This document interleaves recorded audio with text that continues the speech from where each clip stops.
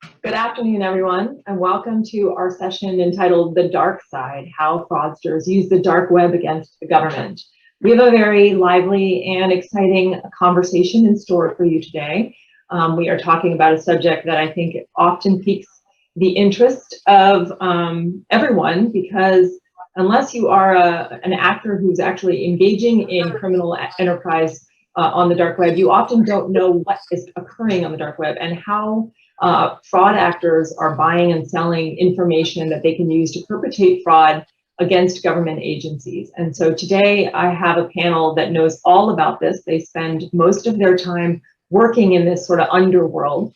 And so we're going to be able to uncover some myths, or let's say debunk some myths and uncover some information that you may not have been aware of. We hope this is a lively conversation. We want you to be involved. Please use the polling questions and ask our panelists questions so that we can and have a dialogue that includes all of you in the audience today. I'm going to start by introducing myself and my panelists. My name is Linda Miller. I'm a principal at Grant Thornton, where I lead the fraud and financial crimes practice. I've been at Grant Thornton for about 5 years, but I did spend the last year as the Deputy Executive Director of the Pandemic Response Accountability Committee, where I helped stand up the first fully virtual federal agency during a global pandemic to oversee the $5 trillion in pandemic spending. I have with me today three really impressive panelists. I'm going to start with Special Agent Ed Cadena. Special Agent Cadena is an FBI, a member of the FBI Cyber Squad. Prior to joining the Bureau, he practiced engineering in the private sector, and he led several R&D projects. And currently, he works investigations involving computer intrusion, malware, dark web, cryptocurrencies, ransomware, and various types of fraud. He's collaborating with a lot of investigative teams within US and abroad in an effort to combat crime on the dark web. So please join me in welcoming Special Agent Cadena. We also have with us today Tom Richards. Tom is the Chief Strategy Officer and co-founder of GroupSense, which is a cyber reconnaissance company based here in Arlington, Virginia. Tom has played a vital role in shaping the company's vision and executing on its strategies.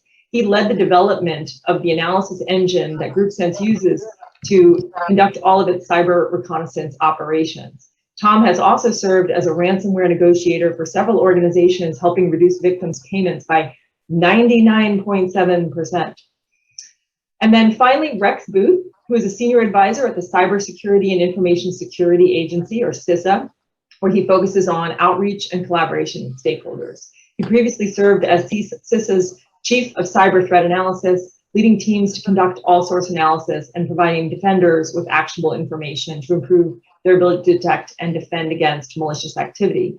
He also served as the Deputy Chief Information Security Officer at the Pension Benefit Guaranty Corporation, and prior to that was in the private sector, including cyber industry Mandiant.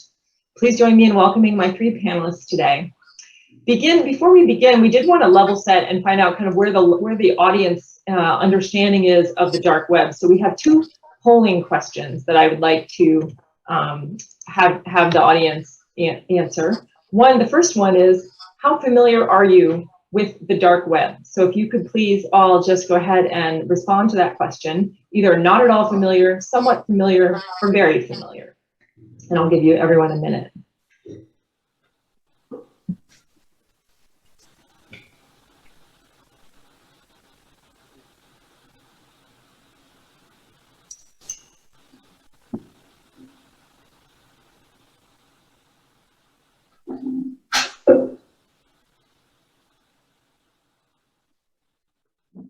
Okay, great. That looks pretty stable there. So not surprisingly, we have very few dark web experts in our audience, but a majority of you are somewhat familiar. So that's helpful for our panelists to understand kind of where the level of familiarity is.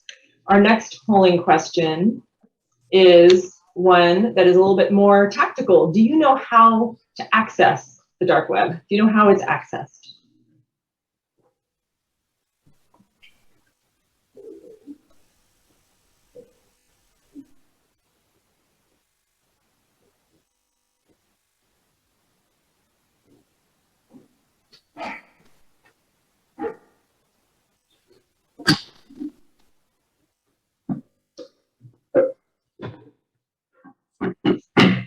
Okay, well, that's also looking fairly stable, and the good news is that everyone is going to learn something today.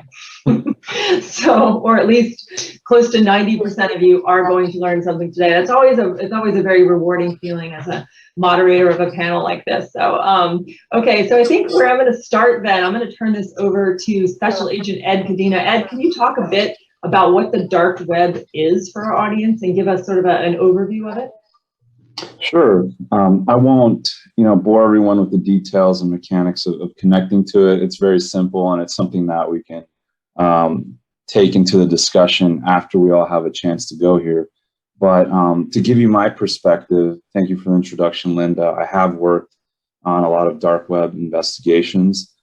Some of them are smaller hidden services. A hidden service is just using dark web technology so that the server and the location and the user IP cannot be reasonably located. The most common way to access the dark web, or a form of the dark web, is using Tor, the onion router. There are about 3 or 4 other ways to access the dark web, but for all intents and purposes, I will focus on Tor-based hidden services.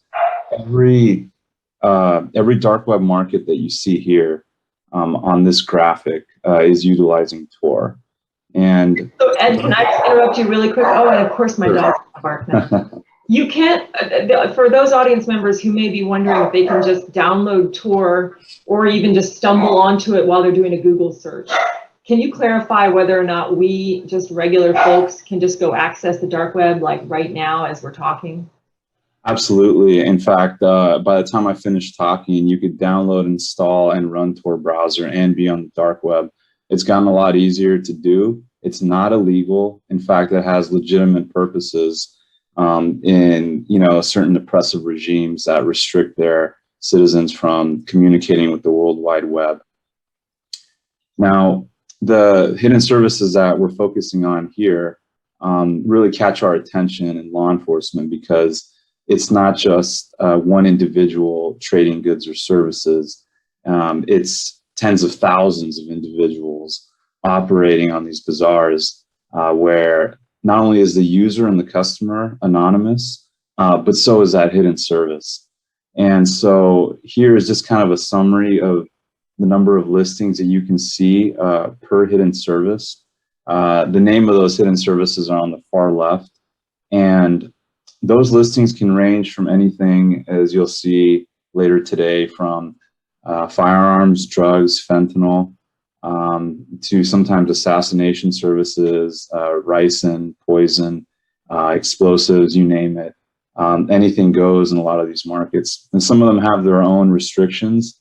And in an effort to keep heat off of them, if you will, they will not allow child pornography. They'll not allow, some of the newer ones are starting to restrict fentanyl, but they'll take these efforts to kind of keep the heat off of them, if you will, and they'll self-police themselves from fraudsters. The dark web is kind of a concentration of a lot of criminals. The majority, I think that what we've seen is actually child pornography, but with the emergence of dark web markets, the level of commerce has really increased. The biggest dark web market we've seen to date was by the name of Alphabay. It was not the first one. The first one was the Silk Road, some of you may have heard of. And that was started shortly after Bitcoin was created and hit the network. Silk Road was run out of an administrator here in the Bay Area in San Francisco. And it was the first market of its kind that not only took advantage of Tor being on the dark web, but also utilizing cryptocurrency for its commerce, which is pseudonymous. And it cannot be traced in the same way that bank financial transactions can be traced using something like the SWIFT network. It's entirely different. And we can get into that if you like later in the discussion. The point here is that these hidden services that you see are the latest and most current ones. We've had numerous takedowns of the larger ones in the past. What we've learned is that in order to establish a reputation on the dark web, these folks need to establish some sort of trust in the community. So the efforts we take to disrupt them aren't just shutting a market down and arresting one administrator, because then they just jump into the next hidden service, right? If you see Dark Code Reborn there being shut down, the one with the highest number of listings, where do you think they're going to go to next? White House, and not our presidential White House market. And so that's what we're trying to avoid. And we've conducted operations, and I can get into this if you'd like, of how we've created fear, uncertainty, and doubt in these illicit communities using stuff like honeypots and, really kind of putting fear into the community about carrying out this crime on the dark web. So that's all I have to say about this graphic, and I'll turn it over to the next panelist. Thanks, Ed. I do want to, before I turn it over to Tom, a couple questions. First of all, just to clarify, it is not illegal to access the dark web. Can you make that clarification? That's correct. What's illegal is how you use the dark web. Like any other form of technology, it has its legitimate uses. There's nothing wrong with installing Tor on your computer or your phone if you want to remain anonymous. But if you commit a crime while you're taking advantage of that browser, then of course, we're going to take a look at that. Yeah, and I think you probably attract the attention of your IT security team if you try to download the Tor browser on your government computer. Rex, you might want to weigh in on that one, but I'm guessing you guys would pay attention to that. But yeah, you can download Tor. It's a open piece of software that can be downloaded. It's not illegal to access it, but a lot of the activity, I would say, I don't know, you guys would know better, but a lot of the activity on the dark web is illegal. Is that accurate? Decent percentage. Decent percentage. There we go. Not all of it not everything on the dark web is illegal, but there's a lot of criminal activity occurring on the dark web.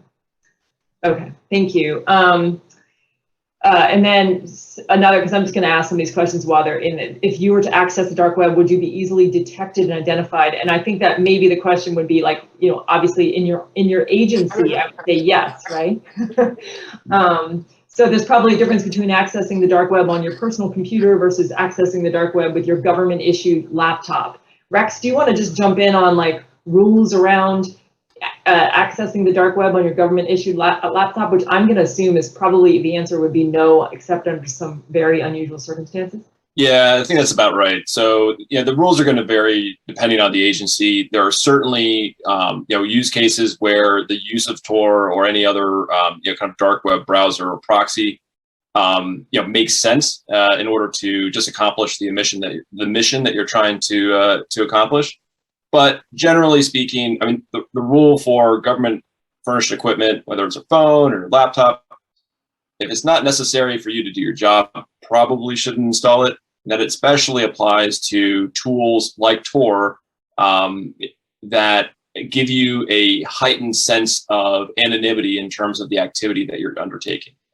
So using something like Tor does make it quite a bit more challenging for kind of security administrators or your network administrators to see what kind of services you're connecting to. Like Ed said, like there are all sorts of services on the dark web. Some are legitimate, some aren't. But it makes it harder for the people that are running your network to see what you're doing. And generally speaking, that's going to be a red flag. So I just want to note that while we've been talking, we've got questions saying, I just downloaded and installed the Tor browser while you were talking. So this is cool. I'm hoping we're not going to get in trouble from AGA. Learning already. We do not recommend, strongly do not recommend that you download the Tor browser on your government finished equipment now or at all. There are so many questions. I knew there was going to be tons of questions. Tom, I'm gonna move to you, and then I'm gonna drop in some of these questions as you're talking. But Absolutely. You obviously spend an inordinate amount of time on the dark web, just like Ed does. Can you talk a little bit about what you see and how fraudsters use the dark web? Yeah, happy to. And before I get into all of this, I just want to thank everyone for the time today, the great attention and engagement already. Linda, awesome intro. On a personal note, not only am I using Tor and exploring other dark webs professionally to thwart some of these fraudsters, but sometimes I just use it at home because I don't trust my own ISP, right? You can still access the clear web through Tor, and it helps anonymize you. So, I mean, you can do your regular finance reviews and stuff through Tor, which is something else to keep in mind. You can access these hidden marketplaces, but you can also access the clear web. All right, now getting into how fraudsters use Tor, or rather hidden markets and things like that. The screenshot you're seeing is from one of the marketplaces. I can't even remember which, to be honest with you, but this research was done mid to late last year in response to the SBA and PPP loan program. GroupSense, we had a hypothesis or a question that we asked was basically, how are fraudsters trying to take advantage of this? And you see two listings here of documents. The first one is a mortgage statement, and the second one is a utility bill. Why is this important? Well, it's because in order to set up a business entity, ultimately then to get a loan from the government or a grant, you needed two things, a business or a bank account and a stack of paperwork to create your business. Air quotes around business, of course. Now, I have a running total there. In the full presentation, there's probably a dozen slides before this, but I have a running total. And at the end there, you can see what amounts to the end. It's going to take you about $2,500 as a fraudster to compile all this data, and a little less than a month, between 3 weeks and a month, to get this, what we would call an ID packet. Now, if we can go on to the next slide, we can actually see an evolution. So at the start of the pandemic and at the start of the loan programs, all these little pieces, driver's licenses, payroll statements, things like that, they were sold individually, and it was going to take about $2,500. July 2020, we have a total evolution where the threat actors are selling full kits, and that price is slashed down to $940, just under $1,000, and you can get that in about 3 days' time. If you look at the bottom, this is redacted information, but our researchers contacted the threat actor to validate some of this stuff, and we were able to get this data, go so far as to reach out to some of these individuals and have it confirmed. So that is one way, and a major way how threat actors use the dark web. This is on a marketplace.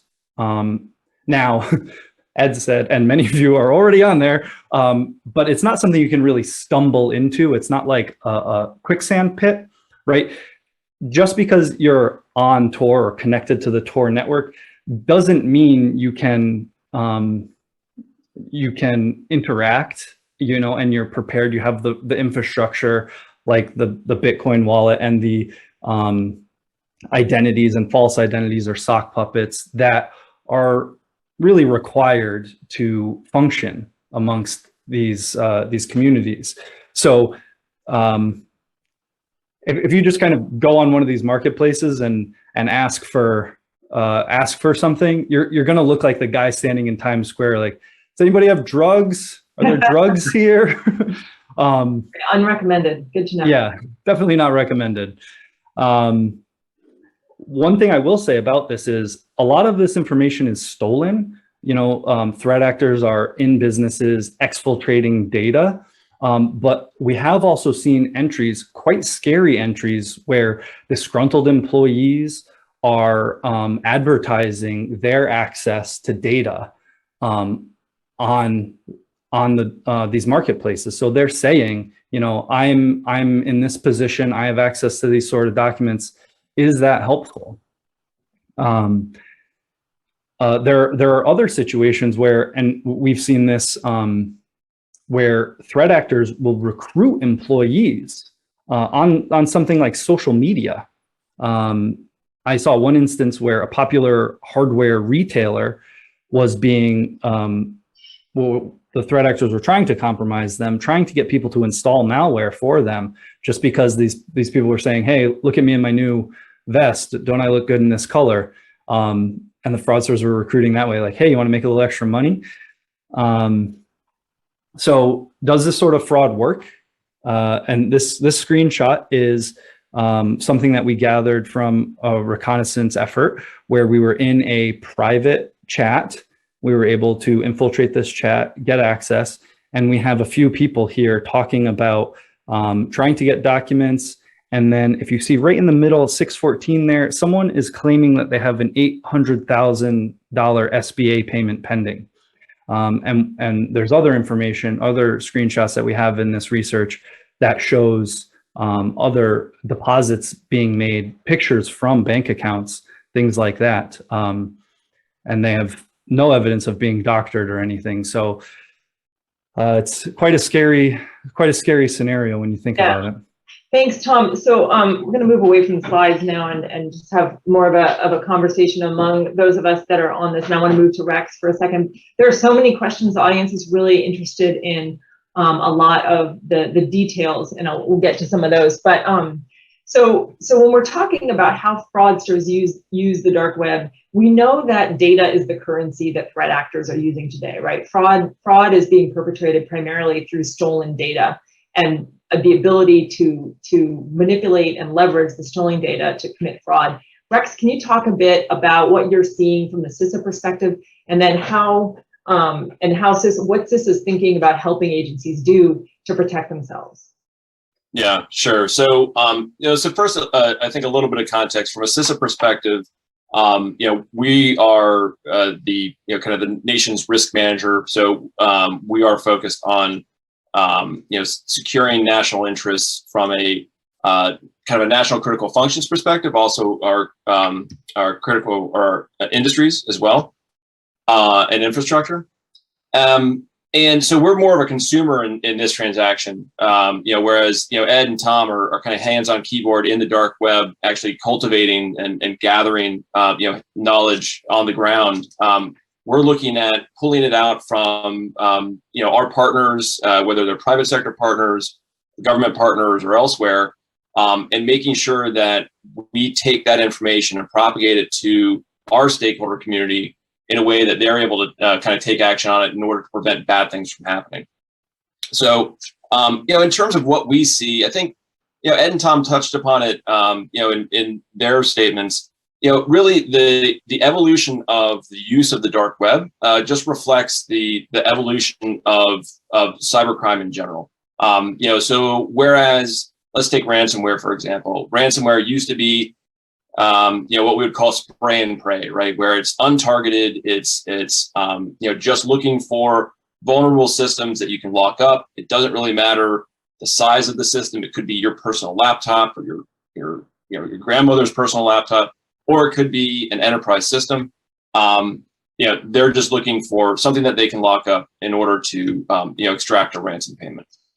Whereas now we see much more of a drive towards targeted systems. And the dark web, I think, reflects that, or the criminals' use of the dark web reflects that. So we see the evolution of, or the emergence of people like access brokers, who are individuals who have somehow gained access to a system, usually an enterprise of some sort, and they're selling that access to other criminals, who will then take it to the next stage, where those people go in and then they move laterally throughout the network. They propagate the malware that they need in order to have in place in order to execute a kind of a ransomware incident.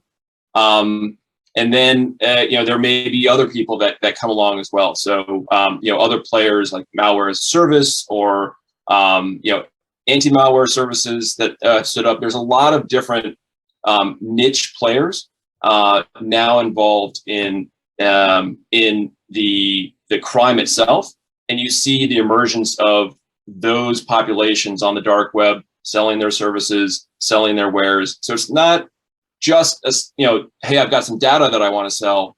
It's how can I help other criminals do what they do in order to execute their mission.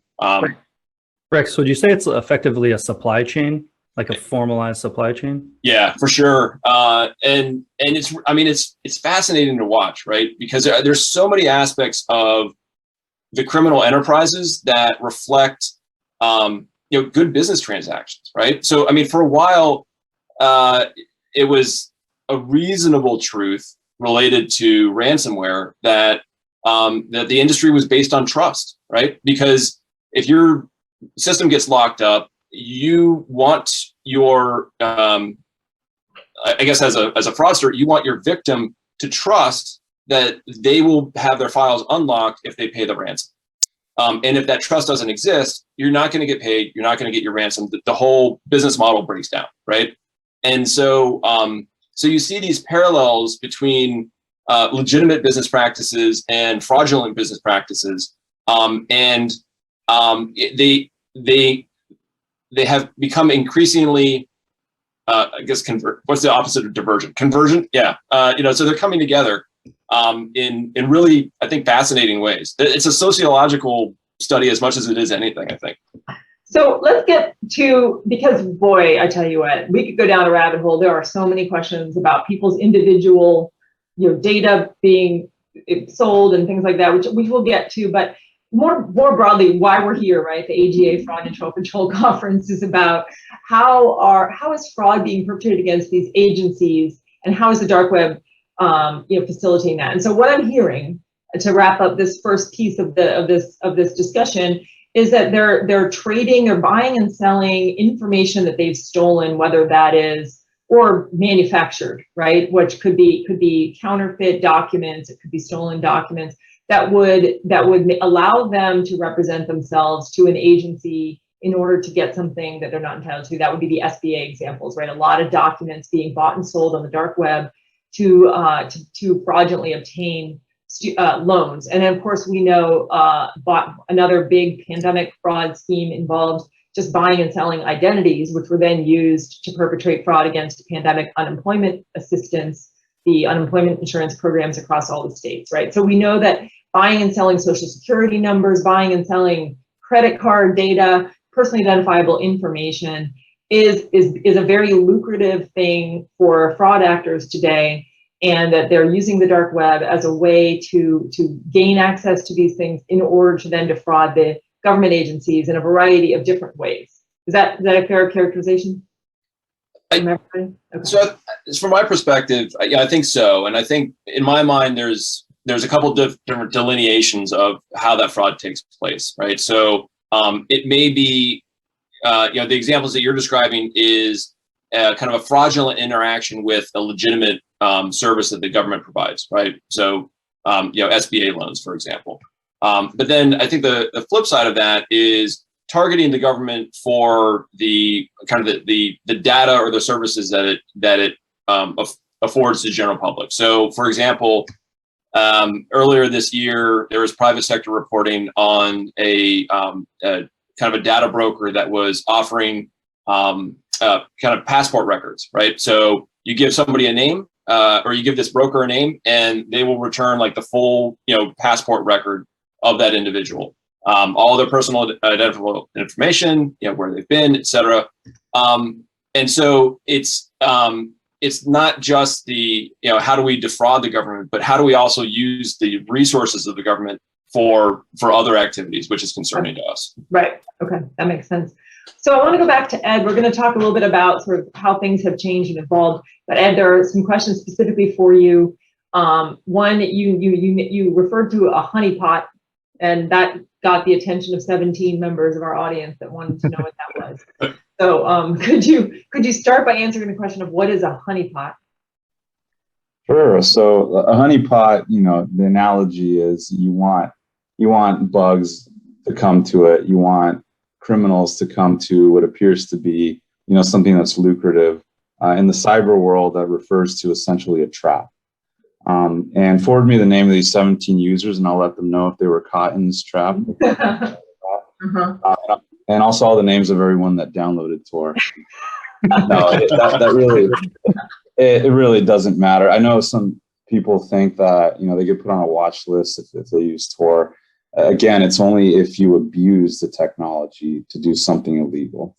So one of the honeypot situations that was created, to create FUD, as it's referred to in the underground forums, fear, uncertainty, and doubt, to avoid this whole kind of waterbed effect of disrupting one hidden illicit service, which Tom and Rex have so eloquently I talked about the services that they sell there and how those can defraud the government, the US people, PIIs, passports, credit cards, stolen identities, you name it. Rather than have one of those big services shut down and then have all those users just move on to the next service, because there's not just one out there, they're competing services, just like big box stores. The idea was, well, what if we can shut one down, lure them into their backup as these refugees, if you will, of criminal activity are trying to find their next platform, and then control that next platform, extract clear text passwords, get shipping addresses of where they're sending their illicit goods. Some of them are just digital goods, right? It could be, hacking tools. It could be ransomware as a service. It's more personalized. Or it could be that they're shipping, fake identifications. And one of the things we worry about in the government is, are they using fake IDs, passports for folks that shouldn't be traveling? Is a fugitive getting by using a fake identification, that type of thing. So the Honeypot situation that I'm referring to is one in which we shut down a large dark web market in the US. In fact, the biggest one.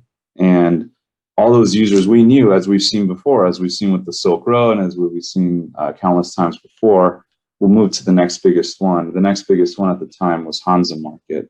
So we worked very closely with the Dutch National Police so that they actually were controlling the administration of that site, because unbeknownst to the world, it had not been announced. But when we met with them at Europol, letting them know that we were getting ready to take down the largest dark web market, they said, okay, now here's where we're at with Hansa. And they were able to capture a back-end version of that site. So they essentially had the source code of that site so that they were able to stand it up, surreptitiously apprehended the administrators, and essentially were running it.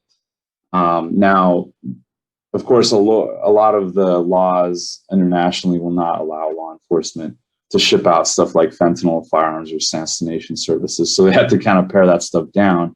But for something like 3 weeks, that site was operational under the guise of law enforcement. And so all of those users that were trading in illicit goods were putting up their information that was being recorded, and all those vendors were put into essentially a database, and leads and targeting packages were made. And the announcement was not made until, all that data was accumulated, so that arrests took place, operations, search warrants, arrest warrants, and then those names were posted. They were name and shamed on, law enforcement websites. Only then did we see that waterbed effect was really destroyed, because there will always be some persistent criminals that never learn their lesson and continue. And in this case, the vast majority of those users just did not return because of the risk that created in their mind. So that's one of the honeypot situations I was referring to. That's a very good example, and also impressive. Great job on that. That's fantastic. I mean, I think there's a lot of people probably, those marketplaces are large, and granted they get rebuilt, but you get it sounds like you got a lot of intelligence from taking that one down and then building this sort of shadow site and being able to catch a lot of people. So, on behalf of the rest of the taxpayers, I want to thank you for that work you guys did. That sounds very impressive. So Ed, before I move over to Rex and Tom, what do you think? And by the way, keep in mind, all three of you, that everybody wants to know how to protect themselves and their agencies. So we are definitely going to go into a conversation about what can you do to protect yourself. So please, you guys, be in your mind thinking about the answers, because there's a lot of specific questions about that. But how has it evolved? So like, how are they using tactics and techniques in a more sophisticated way in order to steal information, or what they call exfiltrating data from us, from our personal accounts, or from our government agencies? How have they evolved? Well, I'll take a quick hit at that. And as Rex mentioned earlier, the biggest evolution we've seen is, from 5 or 10 years ago, what you'd see is a utilization of a bunch of zombie boxes, or botnets, if you will, to really have this kind of cast this wide net and victimize whoever they can. Linda, like you said, it could be a standalone computer. It doesn't matter the size. You're going to try to get what they were trying to get. With the really the more sophisticated criminals have learned is that if you want to bang for your buck, you got to target a high value entity. And when they do that, there might be some spear phishing, there might be some whaling involved, right? A mixture of business email compromise, some sort of reconnaissance. Do they have the resources to even pay, $500,000, that type of thing. So they've realized that those bigger entities, though, have better cybersecurity than your mom and pop shop. So one of the evolutions that I've seen from my point of view is when the hackers are trying to do this and, they're overseas, they will use specific software that actually lets them hack in a team environment. So they can actually see real time in a GUI, a graphical user interface, what user on their team has control of what box and how they exploited it, and what IPs have not been exploited yet, and who has escalated privileges, because they understand that they're on the clock. When they're hacking at 2 in.the morning, they know that when the IT teams arrive Monday morning, that they're probably going to find their intrusion. So they're trying to do all the damage and exfiltration they can in a very minute amount of time. And so one thing that I've started to see a little more, again, is them hacking in team environments.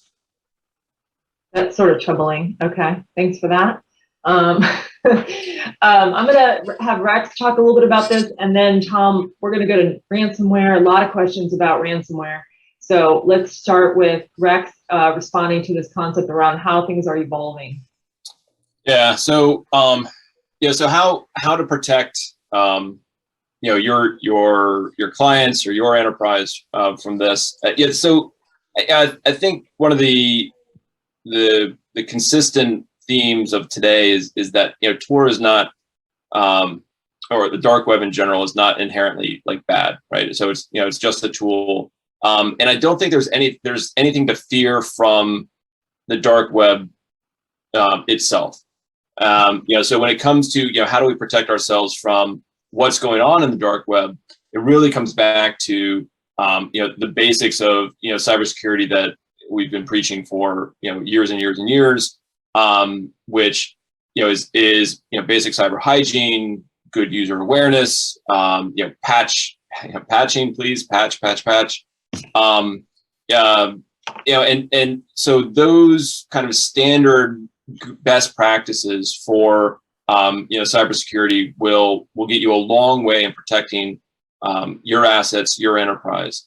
Now, to Ed's point, there is an increasing sophistication of the criminals, of our adversaries, and I think it's also probably worth pointing out that there is a certain amount of overlap, or at least collaboration, between some of our nation state adversaries and cyber criminals as well. So to a certain extent, there's a bit of a David and Goliath situation going on, with the defenders being a bit outgunned if you're going up against the nation state.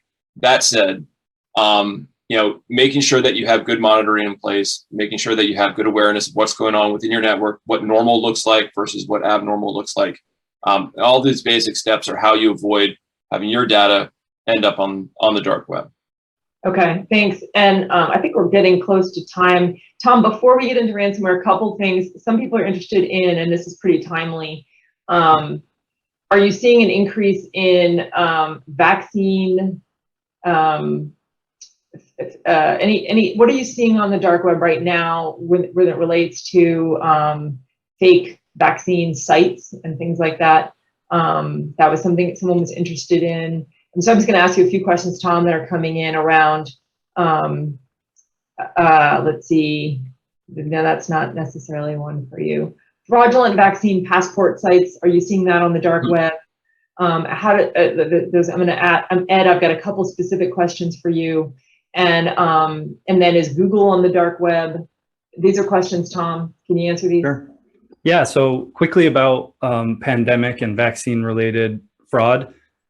Anything you can imagine, vaccine passports, fake vaccines, fake medical equipment, with the interruption to the global supply chain that happened due to the pandemic, there was a real urgent need for countries, individuals, wealthy people to try to get this stuff. There was also, local black markets that wanted this stuff so they could then upsell it.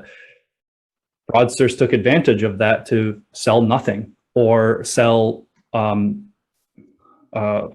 undergrade equipment like masks that were actually a fishnet stocking or something like that. It just didn't provide the protection that you're looking for when you're buying something like that. There's also Ed talked about drugs. There were also all the adjacent drugs that don't really do anything to prevent COVID were being advertised and sold. And who knows, those could have been sugar pills. I'm certainly not going to take something that my doctor doesn't recommend, and I'm certainly not going to take a drug off of the dark web, right? So I hope not. that's not how I party. So, okay, let's move to ransomware before we have to get to the official Q&A here. I'm trying to advance the slide, Tom. I swear I'm trying. Oh, wait.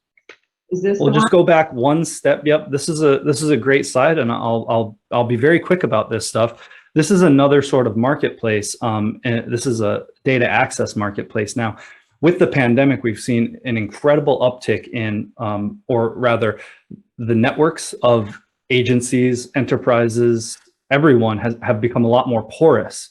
So on this marketplace, it's really hard to see, but I'll highlight some of the more pertinent information. Down below, you have a big number there, resources 145. Now, this is an individual's computer, and all of their sort of cookies and access things. There's 145 different sites, essentially, that have been stolen from this individual. And if you get really into the details, we can infer that this is a developer of some kind. He's going to sites for developer training. He's got other systems that are related to code. So this is for sale. This isn't going to be very expensive, 20, 21 US dollars. And this is something that ransomware groups can use then to get one step closer or one step further inside the organization to ultimately launch their ransomware exfiltration tools and decryption tools. So why are we seeing this increase, Tom, in ransomware? And then also answer, are we shooting ourselves in the foot by paying ransomware fees? Well, we're seeing an uptick in ransomware for a number of reasons. Like I said, the pandemic has made infrastructure more porous, so it's quite easy to get in. But also, you're hearing it for a third time, sophistication, and not only sophistication, but agility of the threat actors. Ransomware is not just a ransomware group, but now these groups have been so sophisticated. You have ransomware as a service and malware as a service. So the groups that make this software can actually lease it out. And then they have a revenue stream by taking some off the top from the other groups that are,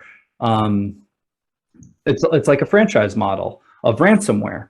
So they've essentially made their software to hack more user-friendly, and they've added customer support around it and everything. So now you have more attackers. The second question, I think I forgot, Linda, so you have to remind me. Are we setting a bad precedent by paying ransom hackers?